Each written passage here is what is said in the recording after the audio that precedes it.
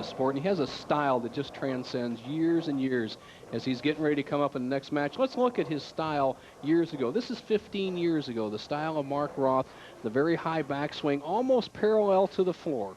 It's, once again, the 7-step delivery, the good solid pivot step. Now, as you look at that perpendicular swing, now back to the what is much more parallel to the floor. Mark Roth has shortened his backswing. This is 15 years later. This is today. Still has the 7-step delivery. Everything in real good position. It'll be interesting to see how he performs, Chris, in his first appearance in 7 years. Listen to that applause, welcoming 44-year-old Mark Roth. His birthday was on Monday. In here, his last win was 1987, been champion in 1984. Mark Roth.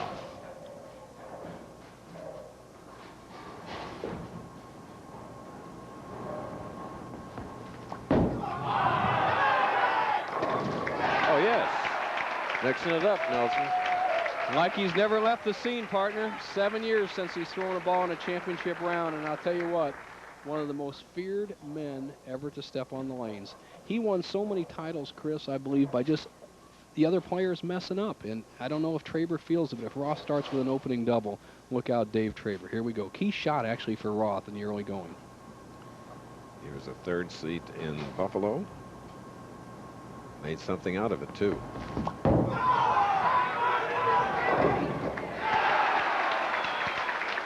All right.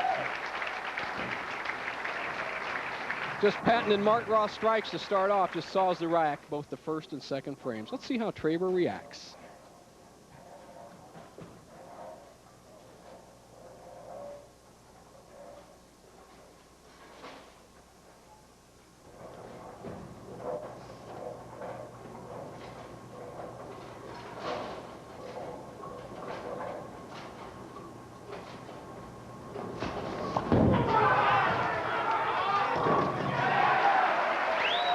There's a three-bagger for Mark Roth. One of the millionaires, 3 of them in this field today. And there you get a good look at the leader, Pete Weber, Holman, then Albee, our sideline interviewer today, Walter Ray, who's our tournament leader, then Mark Roth, number 5. A lot of that money made back in the late 60s and early 70s spent pretty well. That $1.4 million is probably about 2.8. Extrapolate a few numbers in there. Roth perfect through 3 frames. See if he can get it 4 in a row. Why not? The other millionaire, Brian Voss, in the field. We're in Markham, Ontario. Patches it up, spreads the index finger, cocks the wrist. Things haven't changed in 20 years. Still one of the best. 5 in a row. How about that, Mike Albee? Great shots by Mark. Brian Voss here with me. Brian, 94 Japan Cup winner. I haven't made the top 24, let alone the top 5 until now. Where you been? Well, I suffered a herniated disc at the last summer, and that was like a 4 or 5 month setback. You know, I not only lost a lot of practice, but I wasn't in competition. When you start doing that, you know, you lose confidence. But it's been a good week. He's bowling real well, up and down week for him, but he finished strong, and I think he's going to carry it into today.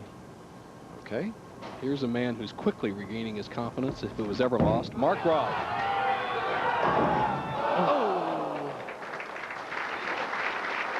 I know there are a lot of people, television audience, and those here that were hoping for 12 in a row. Here's Roth. Watch the great arm swing. Inside out swing, wrist behind the ball. Solid 10 after starting with 5 in a row. Roth missed a 10-pin last about 1967. Good line, Nelson.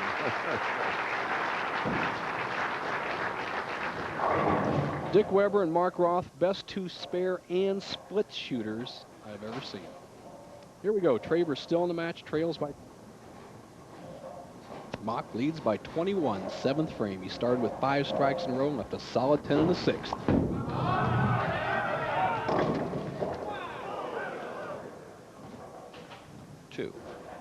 Not so bad. You know, when you can throw an errant shot and get away with a fairly easy spare, you're in the driver's seat. He sends it wide, perceivably wider than the other shots he had on this right-hand lane. Almost leaves the 2-8, the good pin action.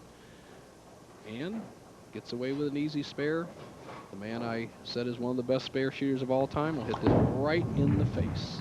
And unquestionably, the #1 New York Rangers fan. How is he happy with that world championship? Roth with a lot of records, 33 titles. Anthony has the most at 41. But I think this probably the most impressive thing about Mark Roth is at one time he had 51 consecutive cashes on the tour, missed by 2 pins the next tournament, and then went 20 more. So by 2 pins, he avoided cashing in 72 consecutive pro tournaments. That's over 2 years. Jackie and Mark, parents to a lovely 12-year-old daughter named Stephanie, who has all her buddies over. Got in the 9th frame. He can avoid any pressure in the 10th with a strike here.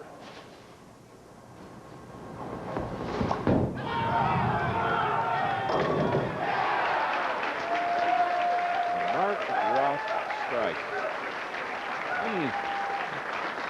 Typical Mark Roth strike. I used to say it years ago. He said, if I hit one light in a key shot, in a key spot today, Bo, say this: feathers the 5, splices the 6, saws the 7, tomahawks the 10, and nothing left but pin shrapnel. And that's what he did there as he comes up in the 10th frame, needing just his first name to win the match, A. Mark.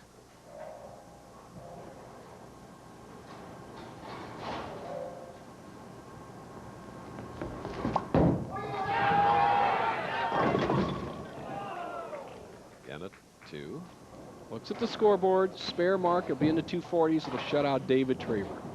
Mark, who uses very tight finger holes, a very tight thumb hole, has always had hand trouble, but that lets him hold the ball very loose and allows him to perform in the pressure with a good wrist action.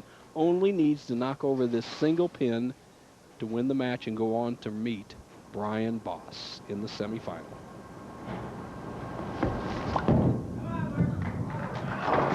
Okay, just stay behind the foul line. Really covered it. All of it. Needs 1 pin. What are the odds on that, though? Of him getting 1 is very difficult, Chris. If getting more than 1, the odds are very good. You got it. 1 pin. I don't believe he'll get 1. I'm going to say minimum 8. Left lane. He'll make sure to stay behind the foul line. Synthetic lanes this week. Every once in a while, you have to watch the approaches. He got the 10th. Here he got the left lane, rather. 247. Big victory for Mark Roth. Disappointing loss for David Traver.